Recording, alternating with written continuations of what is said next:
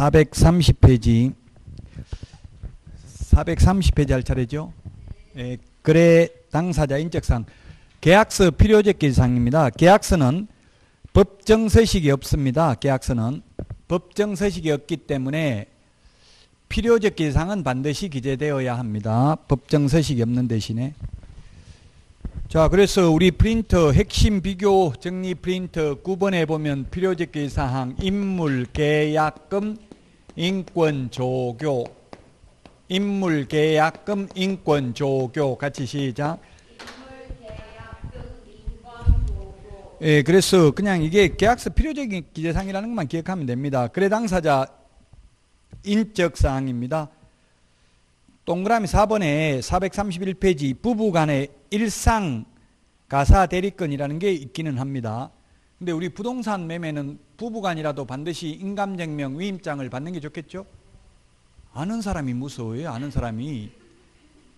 부부 세계도 보니까 바람도 아는 사람하고 피우더라고.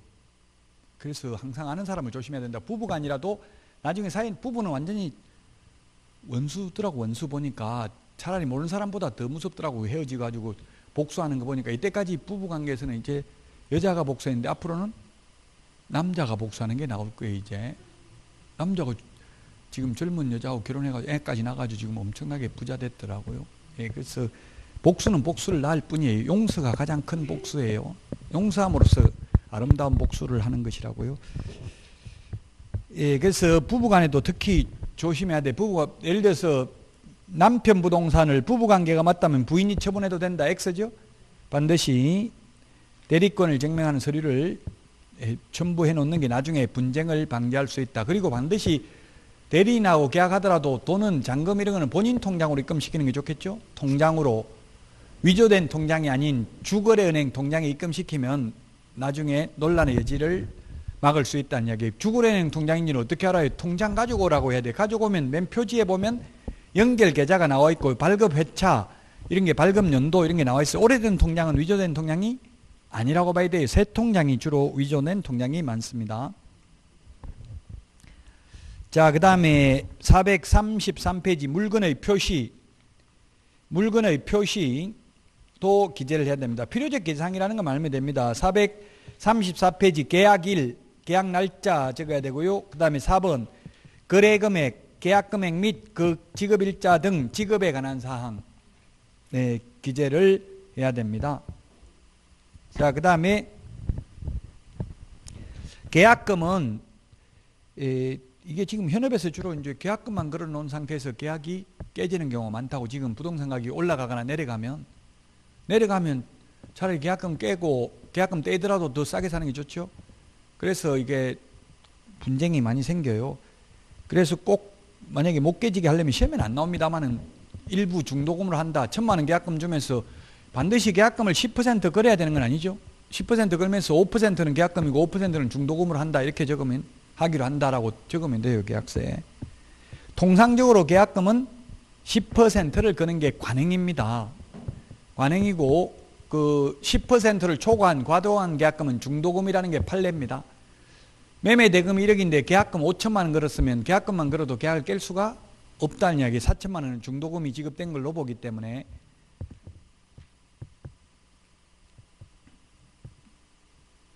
(435페이지) 중도금을 지급하면 이행의 착수에 해당되면 계약을 깰 수가 없다. 중도금 지급하러 갔는데 사람을 만날 수가 없어서 지급하지 못했다 하더라도 그건 이행의 착수에 해당된다. 그러면 깰 수 없다는 게 판례입니다.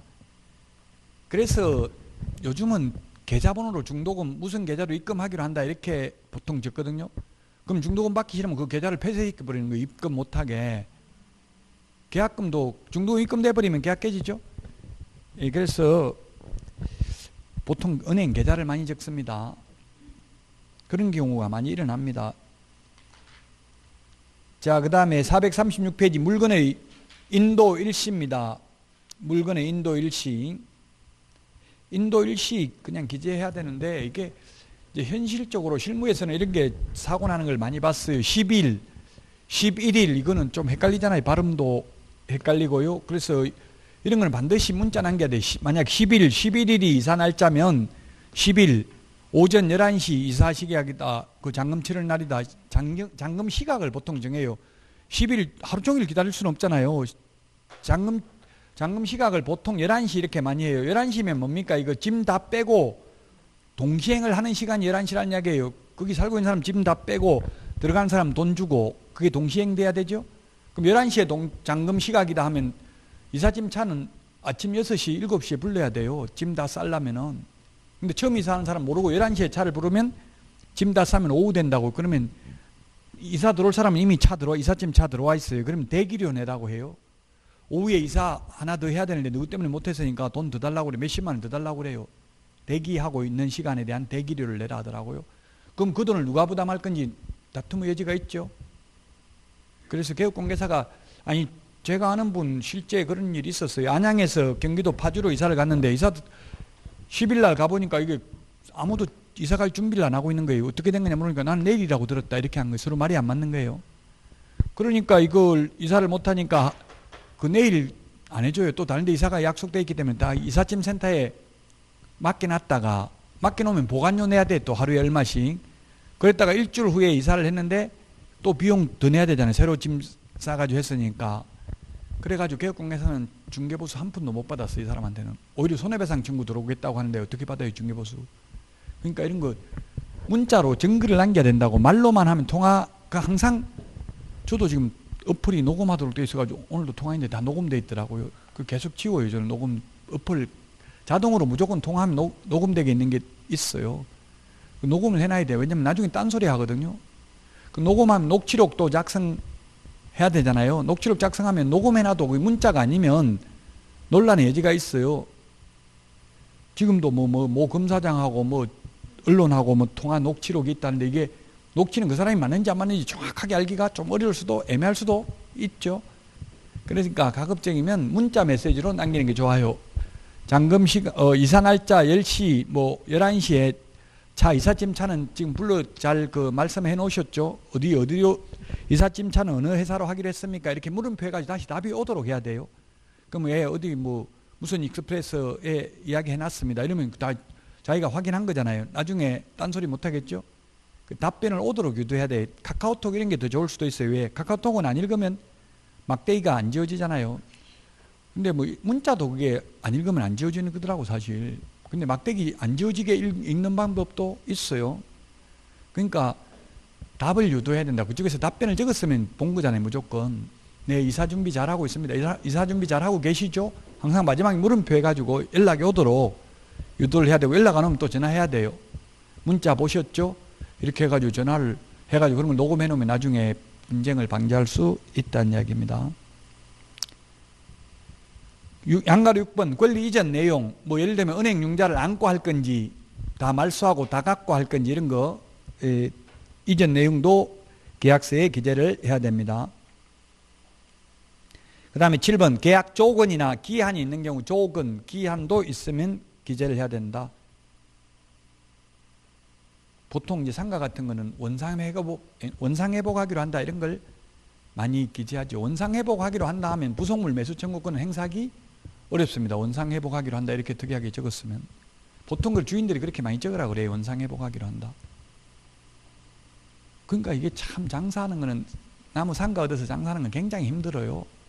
잘 되면 무조건 내보내려고 하고 안 되면 보증금 다 까먹게 만든다고. 결국은 힘들어요. 그래서 계속 와서 주인들은 건물주들은 감시하고 있어요. 그래서 망하기를 바랄지도 몰라요. 어떻게 보면 망해도 계약기간 1년 2년 최소한 1년은 정하잖아요. 아무리 1년이면 1년 동안 보증금 안 내줘도 되죠. 계속 다 까먹을 때까지. 지금 코로나19 이런 것 때문에 지금 어려운 점포도 많잖아요. 아마 이제 긴급재난지원금 이거 좀 쓰게 되면 조금 활성화될 수 있을 거예요. 근데 잘 되는 데만 계속 잘 되냐, 안 되는 데는 계속 안 되고. 시장 경제 원리에 따라서 어쩔 수 없죠. 도태되는 거는. 코로나 아니라도 일반 우리 중개사무소도 지금 폐업할 확률이 1년 안에 80% 이상, 모든 지금 정년퇴직해가지고 그냥 아무 경험도 없이 그냥 개업하면 80% 이상이 망한다고 돼 있어요. 통닭집 이런 거 그냥 문 열었다가는. 그러니까 좀 경험을 쌓고 시장 조사를 하고 이렇게 해야 돼요.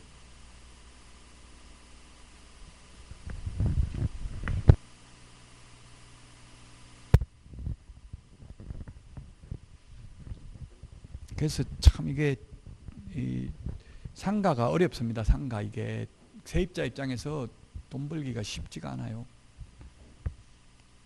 양가로 8번 중개상물 확인설명서 교부일자, 이게 교부일자가 저는 맨 마지막에 들어가 있어요. 교 인물계약금 인건조 교가 교부일자입니다. 확인설명서 교부일자. 확인설명서 교부일자를 기재하는 이유는 중개보수 초과해서 받지 못하도록 하기 위한 조치입니다. 옛날에는 중개보수를 받으면 영수증을 교부하고 5년 동안 보존할 의무가 있었어요. 근데 지금 그러한 의무가 없어졌기 때문에 초과해서 받을 개연성이 높아져서 초과해서 못 받도록 하기 위해서 확인 설명할 때 중개보수 산출 내역을 설명해야 되고 확인설명서에 기재도 해야 되고 계약서에도 확인설명서 교부일자를 기재해야 됩니다. 그 밖의 약정사항이 있으면 계약서에 기재하면 되겠습니다. 438페이지 임대차 계약서 기재사항 따로 시험에 나온 적은 없습니다.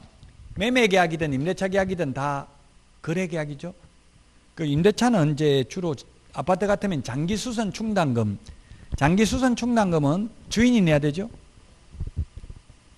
제가 한 25년 전인가 지금 기억은 잘 안 나는데 지금 아파트 살다가 장기수선 충당금 주인한테 그냥 달라 소리를 못 해가지고 그때만 해도 아무도 안 받았어요. 그 지금 관리사무소에 가니까 이거 받아가지고 나가라고 하던데요. 주인한테 이렇게 이야기했어요. 좀 부드럽게. 그랬더니 주인이 어느 놈이 그렇게 하냐 이렇게 하면서 뭐 변호사한테 물어보고 온다고 1시간 동안 안 오더라고요. 그래서 제가 전화해가지고 계속 안 오시면 동시행 항변권을 행사하겠습니다. 그러니까 그건 또 뭔데 이러더라고요.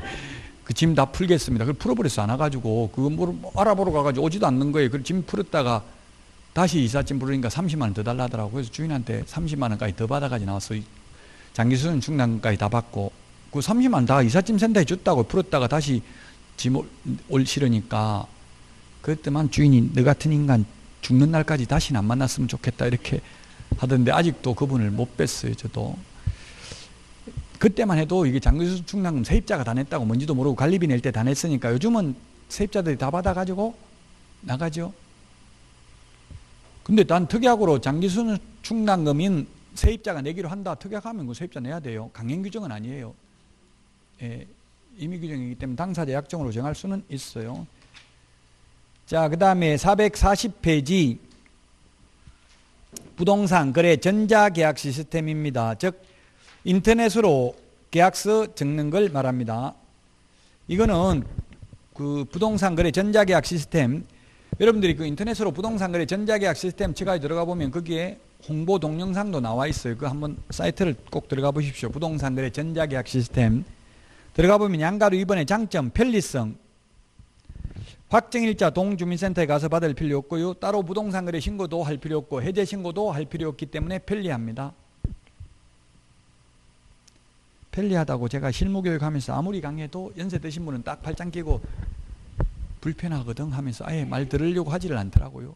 새로운 문화, 이게 새로운 기기가 들어오면 처음에 적응하기는 어렵죠 사실.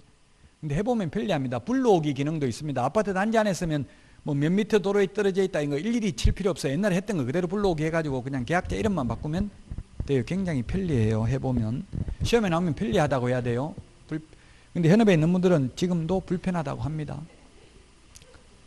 경제성은 금리 할인해 줍니다. 그래서 경제성이고요. 또 법무사 등기 수수료 30% 할인해 줍니다. 그 다음에 안정성은 본인 신분증 확인할 뿐만 아니라 휴대폰 본인 인증을 통해서 한 번 더 본인 확인을 하기 때문에 남의 물건 팔아먹고 이런 일은 거의 없을 가능성이 있다. 또 이 전자계약서는 개업공개사를 통해서만 가능하기 때문에 무등록 중개업자한테 당할 일은 없다는 이야기입니다. 개업공개사 아닌 사람은 전자계약서 작성할 수 없습니다. 자, 그 다음에 441페이지 개업공개사는 회원가입을 한 개업공개사를 통해서만 전자계약서 작성이 가능합니다. 거래 당사자는 회원가입 따로 안 해도 됩니다. 그 다음에 또 개업공개사는 공인인증서 등록을 해야 됩니다. 사업자 법용이나 특수목적용 공인인증서가 있어야 됩니다. 즉 은행 법용은 안 됩니다. 우리 부동산 거래 신고는 은행 법용 가지고 가능합니다. 근데 전자계약서 작성하려면 별도의 공인인증서를 받아야 된다. 양가로 3번 전자계약 시스템의 이용인데 개업공개사는 스마트폰 또는 태블릿 PC에 부동산 거래 전자계약 시스템 앱을 설치해야 된다. 반드시 태블릿 PC가 있어야 되는 건 아닙니다. 스마트폰만 있어도 되는데, 근데 사실은 스마트폰은 화면이 좁기 때문에 태블릿 PC가 거의 현실적으로는 있어야 됩니다. 근데 시험에 나오면 반드시 태블릿 PC가 있어야 된다. 그건 X입니다. 거래 당사자 확인 절차, 휴대폰 본인 인정을 하게 된다. 그 전자계약서 작성한다고 신분증 전혀 확인 안 해도 되는 건 아닙니다. 신분증 확인에 의해 추가로 더 본인 확인을 강화할 뿐입니다. 그리고 개업공개사 전자서명을 하기 때문에 안전하다. 그리고 따로 종이계약서 출력해서 보관할 필요도 없다. 공인전자문서센터에 5년 동안 보존이 됩니다. 확인설명서도 전자계약서 작성하면 확인설명서도 같이 전자적으로 작성합니다. 그 인터넷상에다가. 근데 안전한 게 이게 확인설명서도 빈칸이 있으면 다음 페이지로 넘어가지가 않아요. 인터넷상은. 그래서 더 확인설명도 생략할 수가 없다는 이야기입니다.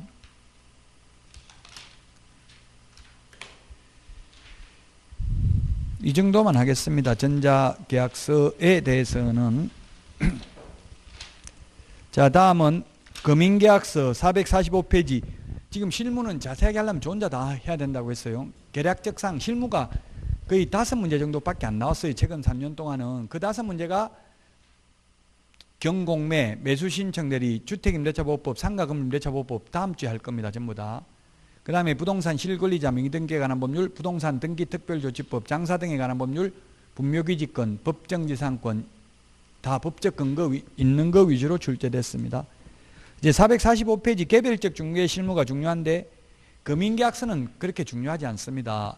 왜냐하면 2006년도부터 실거래가격 신고제도가 도입됐고 실거래가격 신고하고 신고 필증 받으면 금인받은 것으로 본다라는 규정이 있기 때문에. 자, 양가로 1번 계약을 원인으로 소유권 이전 등기하는 경우에 금인을 받아야 됩니다. 계약을 원인으로 소유권 이전하는 경우입니다. 시장, 군수구청장 금인을 받아야 되는데 권한을 위임받은 읍면동장한테 받아도 됩니다. 만약 읍면동장에게 권한을 위임한 경우에는 지체 없이 관할 등기소장에게 통지해야 됩니다. 계약을 원인으로 소유권 이전하는 게 매매계약, 교환계약 3가지밖에 없습니다. 승리계약 이 3가지가 있고요. 이거 계약을 원인으로 하는 것뿐만 아니라 판결서, 화해조서, 청구일락조서, 조정조서도 금인받아야 됩니다. 부동산 등기특별조치법 제3조 2항에 보면. 근데 매매인 경우에는 실거래가격 신고하고 신고 필증 받으면 금인받은 것으로 보니까 금인 안 받습니다. 또 승려는 금인은 받기는 받는데 중개가 개입할 여지가 없습니다. 이건 주고 싶은 사람한테 자기가 주는 거죠. 개업공개사가 이쁜 사람한테 승려할 수 있도록 중개해줄게 이렇게 할 여지는 없잖아요. 예, 그래서 중개와 친하지 않는다고. 중개와 친하면서 금인받는 건 교환밖에 없습니다. 그런데 현실적으로 교환 중개는 거의 안 하죠. 그래서 여러분들이 현업에 가면 금인받을 일은 없습니다. 현실적으로. 그래서 현실적으로 없으니까 시험에도 잘 안 나온다고요. 자, 금인 받아야 되는 것 조금 전에 해놓은 거 계약을 원인으로 소유권 이전 이 정도만 보시면 됩니다. 446페이지 양가로 3번 금인계약서 필요적 기재사항입니다. 금인계약서 필요적 기재사항인데요. 그 우리 핵심 비교정리 프린터 10번에 있습니다. 당모가지 개대가리 중위조한다. 네, 당모가지 개대가리 중위조한다. 같이 시작. 당사자, 목적 부동산, 계약연월일, 대금지급관계, 개업공개사가 있을 경우 개업공개사, 그 다음에 조건, 기한 기재해야 됩니다. 필요적 기사항. 우리 핵심 비교정리 프린터 10번에 있습니다. 자, 그 다음에 양가로 4번 금인 절차입니다. 금인 신청은 부동산 소재지 시장, 군수구청장 또는 이들로부터 권한을 위임받은 읍면동장에게 제출을 해야 됩니다. 2개 이상의 시군구에 있는 수개의 부동산 소유권 이전을 내용으로 하는 계약서 또는 판결서 등을 검인받고자 할 때에는 그중 한 개의 시장 군수구청장에게 검인을 신청하여야 한다가 아니라 할 수 있다. 2번 신청 서면의 제출입니다. 계약서 원본 또는 판결서 정본 그 사본 두 통을 제출해야 된다. 니은 둘 이상의 시군구에 있는 수개의 부동산 소유권 이전을 내용을 하는 계약서 또는 판결서 등을 검인받고자 하는 경우에는 시군구 수의 1을 더한 통수의 사본을 제출해야 된다. 조금 이따 다시 요거 설명드리고요. 위반, 검인을 받지 아니한 경우 1년 이하의 전역이나 3천만 원 이하의 벌금입니다. 즉 중간 생략 등기하면. 그러나 탈세의 목적으로 중간 생략 등기하면은 3년 이하의 징역이나 1억 원 이하의 벌금입니다. 탈세 목적인 경우는. 탈세 목적이 아니면 1년 이하의 징역이나 3천만 원 이하의 벌금입니다. 저는 옛날에 검인을 받아봤는데 제가 2006년 저도 이때까지 살면서 제가 부동산을 한 20번 이상 거래는 해본 것 같아. 해가지고 돈 번 건 없고 엄청난 공부는 한 것 같아. 많이 손해를 보면서 공부는 많이 했어. 이제는 돈만 있으면 잘할 것 같은데 와이프가 같이 살려면 다시는 이제 하지 말라고 하도 그래서 못하고 있어요, 투자를.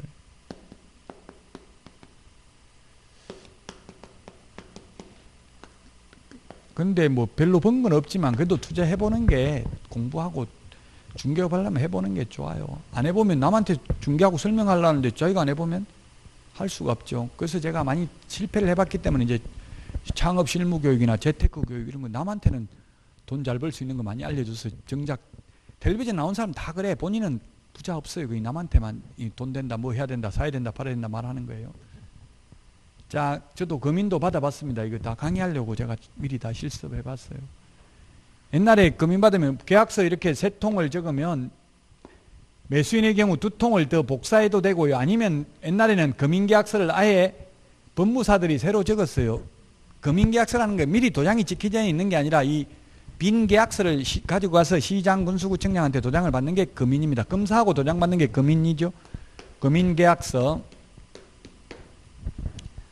그러면 이 검인계약서에 기재되는 금액이 바로 취득세 신고가액입니다. 취득세는 신고가액을 가세표준으로 하고 다만 신고가액이 지방세 시가표준액에 미달하는 경우에는 지방세 시가표준액을 가세표준으로 한다 이렇게 돼 있죠. 그래서 옛날에 1억이면 거의 다운계약서 져가지고 5천만 원 지방세 시가표준액만큼 신고하는 게 관행이었어요. 옛날에는. 그럼 3통을 가져가면 한 통은 검인 도장을 찍어가지고 다시 돌려줍니다. 그러면 이게 바로 뭐냐면 집문서, 땅문서, 등기필증, 등기권리증이 되는 거예요. 이걸 등기소에 제출하면은 등기소장이 등기필 해가지고 다시 도장 찍어서 돌려주면 그게 바로 등기필증, 등기권리증, 집문서, 땅문서였다고요. 그 다음에 한 분은 시장군수구청장이 보관을 하고요. 한 분은 관할 세무서에 송부를 해줍니다. 그 2개 이상 시군구에 있는 수개의 부동산의 경우 시군구수 플러스 한 통의 부분을 더 제출해야 된다. 그럼 한 통 남는 거 이거는 나머지 그 관할 시군구에 그 시군구를 관할하는 세무서의 과세자를 활용하도록 송부합니다. 예, 현실적으로 검인받는 일이 없으니까 이 정도만 간략하게 보시면 되겠습니다. 자, 그 다음에 447페이지 부동산 실권리자 명의등기에 관한 법률.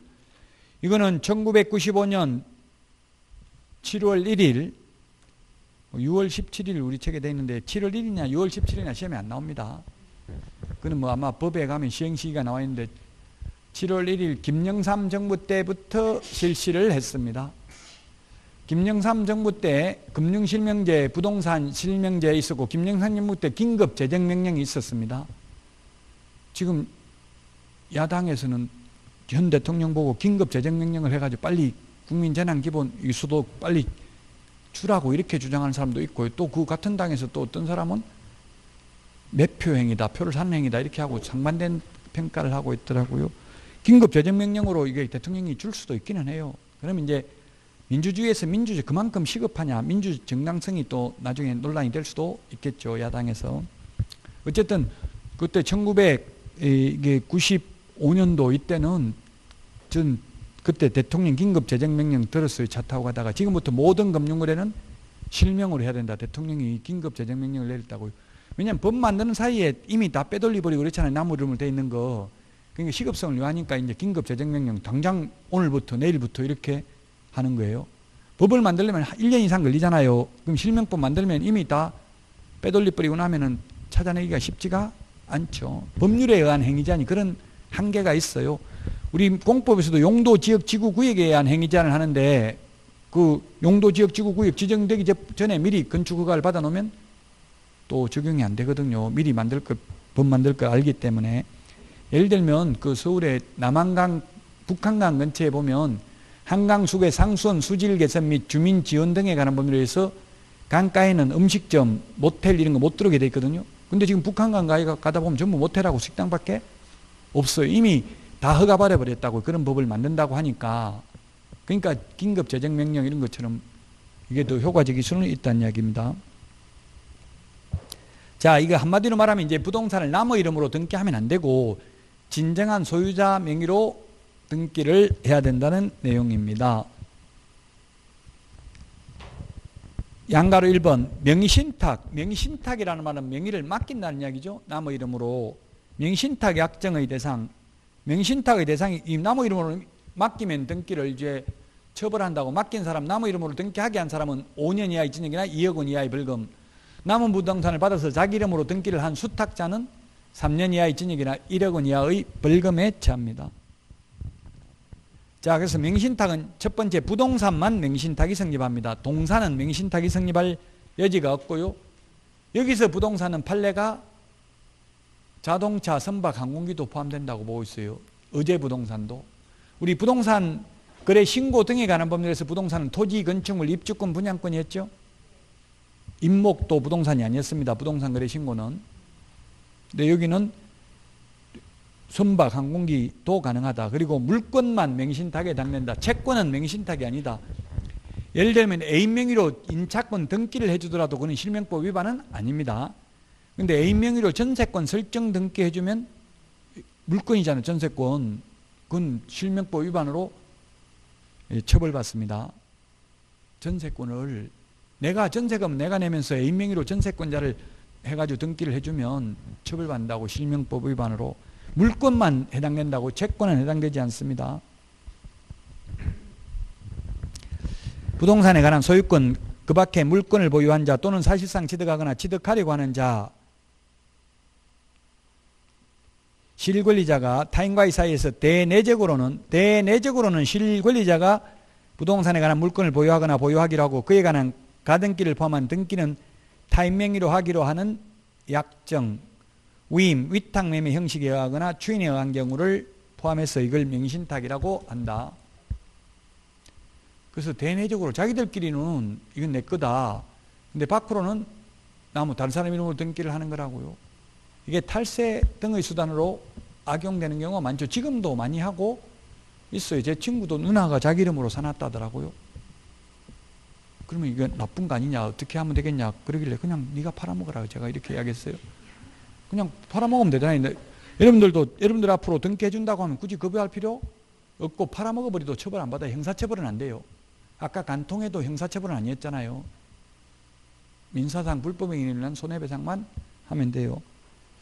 그 형사 책임은 없어요. 다 팔아먹고 돈 없으면 끝이에요. 돈 다 써버리고 없으면 받을 수가 없다는 이야기예요. 아무리 민사상 소송해도 돈 없는 거 쓰면 갚을 수가 없죠. 그 죽을 때까지 계속 나무 이름으로 자기 이름을 재산을 안 가지고 있으면 받아내기 어려워요. 자, 양가로 2번 명의 신탁자, 수탁자입니다. 명의를 맡기는 사람 신탁자, 등기 명의를 수탁자라고 합니다. 수탁자란 명의신탁 약정에 의해서 실권리자의 부동산에 관한 물건을 자신의 명의로 등기하는 자, 받을 수자, 등기 명의를 받는 사람을 수탁자, 등기 명의를 맡기는 사람을 신탁자라고 합니다. 용어 정의는 중요해요. 항상 그 용어를 알아야. 공법도 다 용어 정의가 있잖아요. 용적률, 건폐율 뭐 이런 거 기반시설 이런 용어 정의가 있죠. 용어 정의를 잘 해야 돼요.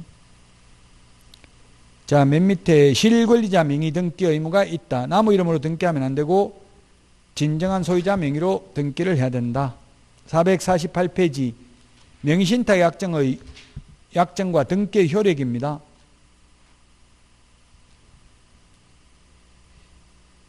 명의신탁이 좀 이따가 하고요. 양가로 3번 배우자 종중에 대한 특례입니다. 배우자 종중 명의로 등기하는 것도 이건 명의신탁입니다. 배우자 명의로 하는 것도 명의신탁입니다. 다만 배우자 명의로 한 등기는 조세포탈, 강제집행의 면탈, 법령상 제한의 회피를 목적으로 하지 않는 경우에는 처벌하지 아니하고 명의신탁 약정이 유효합니다. 그래서 여러분들은 부부 중에서 누구 명의로 등기를 하는 게 좋아요? 재산이 있으면? 내 명의로 하는 게 최고 좋아요. 내 명의로 했다가 남 줄 때는 인심 쓰면서 베풀면서 주면 되고요. 나무 명의로 돼 있는 거 빼앗아 올려면 소송해가지고 엄청난 투쟁을 해야 됩니다.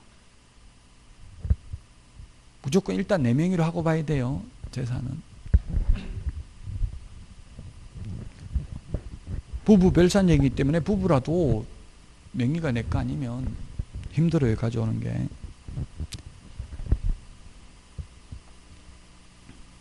자, 그래서 배우자 종중 명의신탁, 종교단체 명의신탁은 명의신탁이지만 처벌하지 않는다. 그 다음에 449페이지 동그라미 2번 가등기 담보, 양도 담보, 그 다음에 3번 상호 명의신탁, 4번 신탁법에 의한 신탁 등기는 명의신탁에 해당되지 않습니다. 이거는 배우자 명의신탁은 명의신탁에 해당됩니다. 다만 처벌하지 않을 뿐이고요. 근데 가등기 담보, 양도 담보, 가등기 담보, 양도 담보가 뭐냐면 채무 변제를 담보하기 위해서 채권자가 부동산에 관한 물건을 이전받는 경우, 이전받는 게 양도 담보고요. 가등기 하는 게 가등기 담보죠. 그래서 이런 거는 명의신탁이 아니고요. 상호 명의신탁은 동그라미 3번에 뭐냐면 부동산을 위치나 면적을 특정하여 2인 이상이 구분 소유하기로 하는 약정을 하고 그 구분 소유자 공유로 등기하는 것은 역시 명의신탁에 해당되지 않는다. 신탁법에 의한 신탁 등기. 우리 재건축하면 조합에 주택조합에다가 신탁 등기를 하잖아요. 그럼 조합이 소유자입니다. 건물 다 지을 때까지는. 그러면 우리 뭐 재건축할 때 조합이 소유자이기 때문에 건설회사는 도급 계약에 의해서 공사비만 받는 거예요. 사실 소유자로부터. 그래서 이제 소유자인 조합이 진짜 자기 돈이 아니기 때문에 공사비 부풀려주고 나중에 리베이트 받고 이렇게 해서 구속되고 이런 게 뉴스에 많이 나오잖아요. 그래서 나중에 조합원들은 추가 분담금 더 내라고 하고 이런 경우 많죠. 재건축하면. 자, 명의신탁의 유형과 효력입니다. 1번 이자 간 두 사람 간의 명의신탁이 있고요. 그 다음에 450페이지 중간 생략형 명의신탁이 있고요. 그 다음에 양가로 3번 계약 명의신탁, 세 가지 명의신탁이 있습니다. 유형이. 조금 이따 다시 그 세 가지 보고요. 452페이지 위반 시 벌칙입니다. 벌칙. 명의신탁자 및 교사자라고 되어 있는데 교사자는 지우세요. 교사범에 대해서는 형법에 일반 법리가 있기 때문에 교사자는 삭제됐습니다. 명의신탁자 5년 이하의 징역이나 2억 원 이하의 벌금이고요. 수탁자 및 교사자 역시 교사자 지우고요. 3년 이하의 징역이나 1억 원 이하의 벌금에 해당이 됩니다. 과징금입니다. 과징금은 명의신탁자, 수탁자는 과징금 부과 대상이 아니고요. 명의신탁자, 3년 초과 장기 미등기자, 허위담보 목록을 제출한 자, 이 과징금은 30% 범위 내에서 과징금을 부과합니다. 일률적으로 30%가 아니라 우리 그 맨 밑에 표에 보니까 뭐 5억 이하인 경우는 5% 이런 식으로 돼 있죠. 이거 다 암기할 필요는 없고요. 시험에 나온 적 없으니까 어쨌든 30% 범위 내에서 일률적으로 30%가 아니고요. 그 다음에 이행강제금 양가로 3번 이행강제금은 과징금 부과받고 나면 원래 실명 등기 안 하면 과징금을 부과하고요. 30% 범위 내에서 과징금을 부과받고 나면 1년 안에 실명 등기를 해야 되는데 1년 안에 실명 등기를 안 하면 1차 이행강제금 10%, 또 1차 이행강제금 부과되고 나서 1년 안에 실명 등기 안 하면 2차 이행강제금 20%, 딱 30% 부과하고 끝입니다. 그 다음에 과징금 30% 하면 60%, 또 징역 벌금까지 받으면은 엄청나죠. 그래서 남의 이름으로 등기하지 말라는 이야기입니다. 이행강제금 제도가 있는 법, 건축법, 농지법, 이 부동산 실권리자 명의등기에 관한 법률, 장사 등에 관한 법률, 부동산 거래 신고 등에 관한 법률 5개가 있어요. 우리 부동산 공인중개사 시험에 나오는 것 중에는. 그 중에서 장사 등에 관한 법률은 시험에 출제되지 않았습니다. 자, 여기까지 보도록 하겠습니다. 명의신탁의 유형이 3가지 종류가 있었습니다. 민법에서는 반드시 시험에 한 문제는 출제되고요. 공인중개사법에서는 뭐 반드시 나오지는 않습니다. 이자간 명의신탁은 이자간 명의신탁, 두 사람 간의 명의신탁은 시험에 잘 안 나옵니다. 이거는 권리관계가 간단하니까. 신탁자가 있고요, 수탁자가 있습니다. 수탁자. 이 두 사람 간의 명의신탁 약정은, 명의를 맡기기로 한 약정은 무효입니다. 무효고요.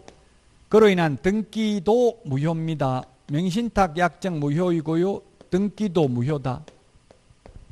이러한 무효를 가지고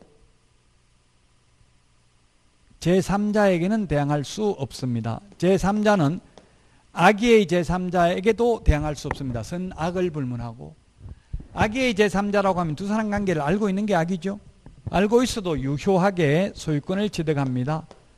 이 수탁자가 수탁부동산을 임의로 처분하면 형법상 횡령죄의 죄책이 성립합니다. 횡령죄란 타인의 재산을 보관한 자가 타인 재산을 임의로 처분하면 횡령죄입니다. 이거는 소유자가 누구이기 때문에 그래요. 갑, 을, 병이 있으면 소유자가 누굽니까? 을 앞으로 등기되어 있지만 소유자는 갑입니다. 무효기 때문에, 처음부터 효력이 발생하지 않았기 때문에. 그래서 횡령죄도 성립합니다. 그래서 신탁자는 수탁자를 상대로 진정명의 회복 등기를 신청하거나 무효인 등기 말소 청구를 할 수 있습니다. 이 신탁자는 5년 이하의 징역이나 2억 원 이하의 벌금이고, 수탁자는 3년 이하의 징역이나 1억 원 이하의 벌금이다. 그 다음에 3자간 명의신탁, 중간 생략형 명의신탁, 또는 뭐 등기 명의신탁 이렇게 하는데, 3자간 할까요? 3자간 명의신탁, 세 사람 간의 명의신탁이 되겠는데,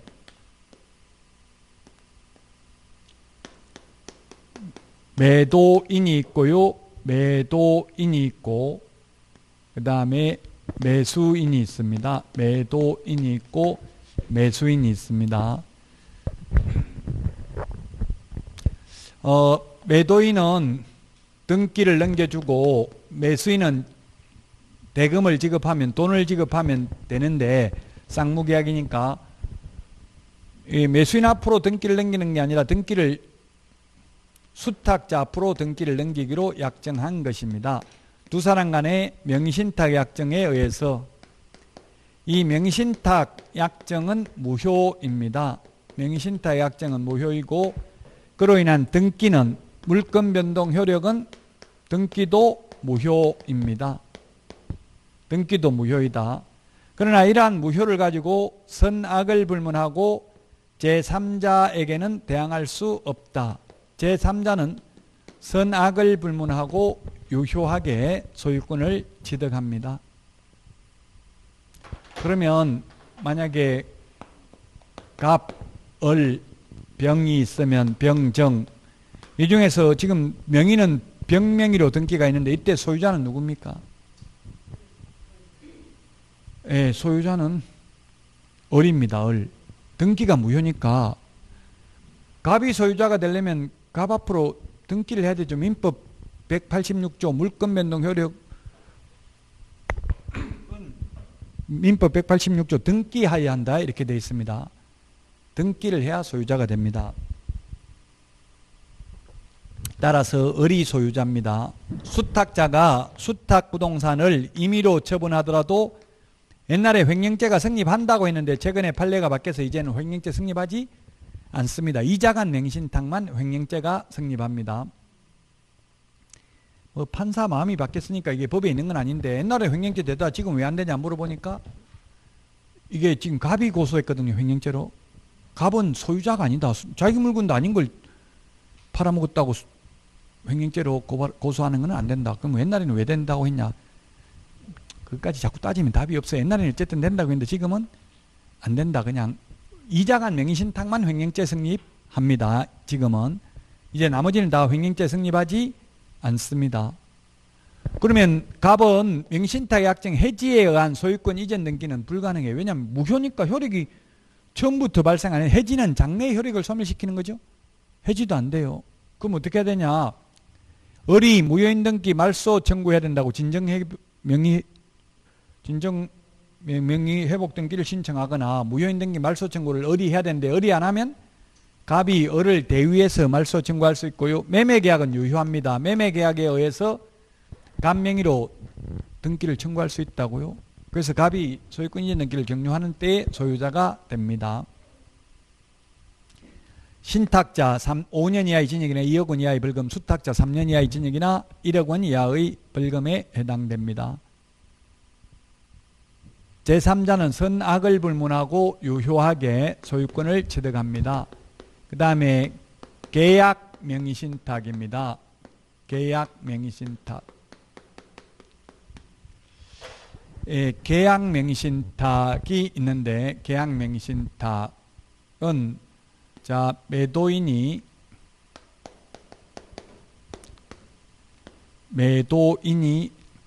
매수인에게 팔았습니다. 근데 매수인은 이게 자기 돈 주고 산 게 아니라 전주, 물주, 자금주, 신탁자가 따로 있었습니다. 스폰서라고 하죠. 요즘 좋은 말로 스폰서.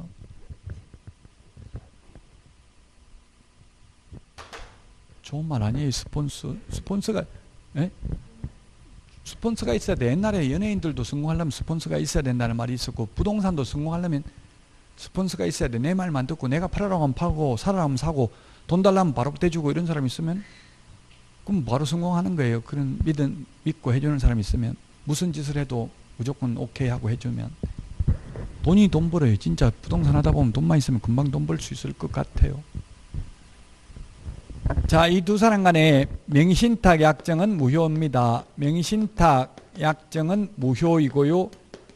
그로 인한 물권 변동 효력이 원칙은 무효인데 다만 그 법에 보면 다만 수탁자가 계약 한쪽 당사자가 되고 이게 수탁자예요. 등기 명의를 받은 사람 수탁자라고요. 수탁자가 계약 한쪽 당사자가 되고 그 상대방 당사자가 명의신탁 약정이 있다는 사실을 알지 못하는 경우에는 그러하지 아니하다. 현실적으로 거의 모르겠죠. 누구한테 돈 받았냐 그런 거 묻지도 않잖아요. 그 제3자는 선악을 불문하고 유효하게 소유권을 취득하고요. 그래서 이게 MB 이명박 전 대통령도 이 실명법을 모르니까 법을 전공한 게 아니니까 스스로 그 기자회견 이런 거 함부로 하면 안 돼요. 기자들이 내곡동 땅 왜 아들 명의로 샀냐 물어보니까 내 명의로 사면 주변에 투기되고 땅값 올라갈까봐 아들 명의로 샀다 이렇게 스스로 인터뷰에서 그렇게 말했어요. 그러니까 시민단체에서 부동산 실명법 위반으로 고발했다고요. 돈은 내가 내고 명의는 아들 명의로 샀으니까 실명법 위반이잖아요. 또 도곡동 땅도 옛날에 말 많았잖아요. 김재정 씨 그 천안 명의로 샀어요. 천안 명의로 그 도곡동 땅을 얼마에 샀냐면 20억에 샀어요. 20억에 사가지고 이걸 260억에 팔았어요. 세금 내고 200억이 남았어요. 근데 지금도 그걸 못 밝혀냈잖아요. 이미 이제 공소시효도 지났을 거예요. 누가 명의신탁자가 분명히 있긴 했었는데 누군지는 모른다. 수사 결과가 이렇게 나왔어요. 근데 내곡동 땅은 이제 아들을 불러다가 조사하니까 아들 아버지 돈 받은 거 맞냐 이러니까 아니요 큰아버지 거 빌렸는데요. 그러니까 큰아버지한테 통장으로 받은 거 보자 하니까 아니 통장이 아니고 가서 장롱 속에 있는 거 현금으로 받아왔는데요. 이렇게 해가지고 인정됐어요. 그래서 실명법 위반 아니다 이렇게 결론 났어요. 현실적으로 몇 억을 7억 8억 뭐 이런 걸 현금으로 주고받기는 가능할지 모르겠어요. 얼마나 되는지 한 번도 안 해봐가지고 그게 얼마만큼 부피가 되는지는 모르겠어요. 자, 이 수탁자가 수탁부동산을 임의로 처분하더라도 역시 횡령죄 성립하지 않는다. 명의신탁은 무효입니다. 다만 이 매도인하고 수탁자와의 계약은 매도인이 선의인 경우에는 유효하다. 제3자는 선악을 불문하고 유효하게 소유권을 취득합니다. 제3자는 선악을 불문하고 유효하게 소유권을 취득하고, 수탁자는 신탁자는 5년 이하의 징역이나 2억 원 이하의 벌금이고, 수탁자는 3년 이하의 징역이나 1억 원 이하의 벌금 똑같습니다. 역시 이것도 명의신탁 약정 해지에 의한 소유권 이전 등기는 불가능하고요. 부당이득 반환 청구는 할 수 있습니다. 부당이득 반환 청구는 할 수 있는데, 그 부당이득금을 얼마로 보는 게 상당하냐. 즉 아까 20억 주고 샀는데 이걸 팔아가지고 남은 돈이 200억이다. 그러면 부당이득을 20억 대준 돈만 돌려달라 할 수 있다. 아니면 부동산 자체를 반환받을 수 있다. 20억 남았으면 20억 다 돌려달라 할 수 있다. 답은 매수자금 금원만 부당이득 하였다고 보는 게 상당하냐. 부동산 자체를 부당이득 하였다고 보는 게 상당하냐. 판례는 실명법 1995년 7월 1일 전에 취득했다면 부동산 자체를 반환해야 되고요. 실명법 제정 이후에 명신탁을 했다면 매수자금 금원만 부당이득 하였다고 봄이 상당하다는 게 판례입니다. 알고도 법이 이런 게 있다는 걸 알고도 했기 때문에 대준 돈만 돌려받을 수 있다는 이야기입니다. 민법에서도 또 부동산 실권리자 명의등기에 관한 법률은 하게 될 겁니다. 454페이지까지 다 했고요. 이제 다음 주에 주택임대차 보법부터 해서 끝까지 진도 다 나갑니다. 다음 주에. 오늘 내드린 문제 중요합니다. 이거는 계속 찾아보셔야 돼요. 아마 좀 어려울 수 있어요. 올해 다 바뀐 거기 때문에요. 올해 바뀐 내용이니까 꼭 좀 그 법조문을 부동산 거래 신고 등에 관한 법률, 시행령, 시행규칙까지 다 찾아보셔야 돼요. 오늘 최소한 3문제 이상은 여기서 나옵니다. 10문제 중에서 꼭 좀 찾아서 공부하시고요.